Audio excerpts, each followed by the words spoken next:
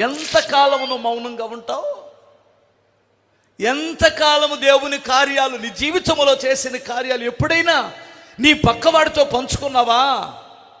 Phone చేసి చెత్త మాటలన్నీ మాట్లాడుతావే.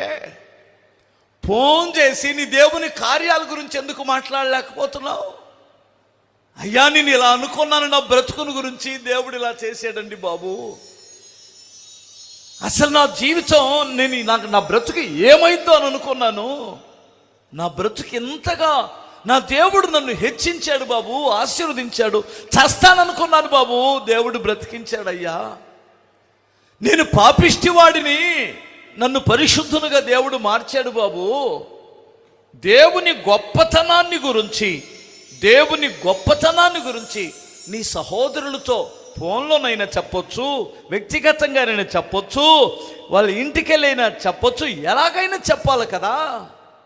అలా చెప్పడం వలన దేవుని నామం అన్య జనుల మధ్యలో హెచ్చింపబడుతుంది. దేవుడు ఎంత గొప్పవాడో తెలియచేయడానికి దేవుడు ఎన్నుకొని నిన్ను హెచ్చించి నిన్ను ఆశీర్వదించాడు. ఆయన ఇచ్చినటువంటి ఆశీర్వాదాన్ని అనుభవిస్తూ మౌనముగా ఉంటే మనంత శాపగ్రస్తులు ఎవరో ఉండరు.